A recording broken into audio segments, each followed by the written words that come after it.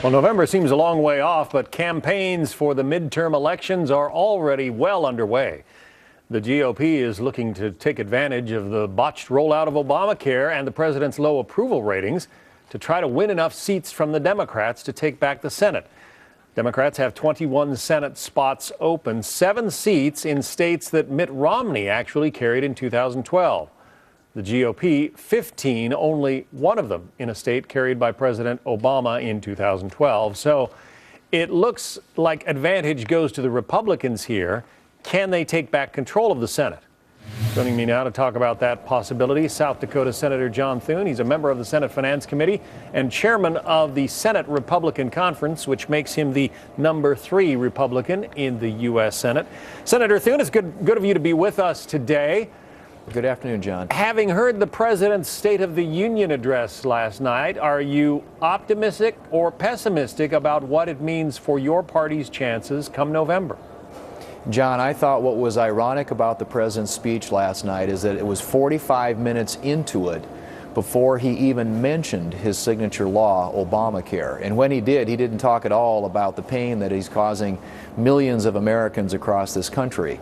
And after the speech, you had Democrats, some of the states that you mentioned there, where they're running re-election races this year, go out and issue statements that create a distance and separation from the president, which I think suggests that they're doing everything they can to run away from, distract, and try and change the subject, because they know how detrimental and how difficult it's going to be to win re-election after casting the deciding vote for the Obamacare legislation, which is creating so much harm, economic harm, to their constituents in their individual states. But as you well know, 10 months is a long time in politics. That's how far away we are from those November elections. Things could turn around for Obamacare and for Democratic fortunes.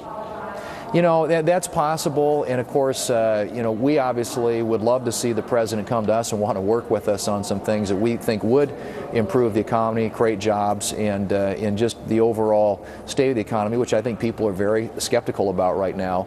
But my sense is that a lot of these things are starting to get baked into the environment and the landscape for this election. I think that the Obamacare story only gets worse for Democrats here in Washington. I think you're going to see more canceled coverage, more premium increases, more out-of-pocket costs for people in this country in the form of higher co-pays and deductibles, and fewer choices when it comes to doctors. That's not going to change, and I think as more and more Americans feel the impact of this, they're going to be asking their senator, why did you cast the deciding vote for something that is causing this kind of economic harm to so many families around the country? Republicans have been hopeful for quite a while about picking up seats in states like Alaska or Arkansas, currently represented by Democratic senators who are running for re-election this fall, states that voted for Mitt Romney last time around. But now we read that you are looking at maybe expanding the playing field quite a bit, that states like Michigan and Virginia all of a sudden, maybe even Oregon, look like they could be competitive races.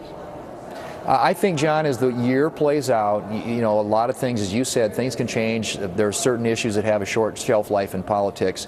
But I don't think the overall state of the economy, the problems with Obamacare, the things that the president is doing to make it more expensive for people in this country when it comes to the issue of energy, those things aren't going away. And if those are the things that people are thinking about and voting on when it comes to Election Day, I think it's going to be very hard for the states where you just mentioned, where you've got Democrats running for re-election.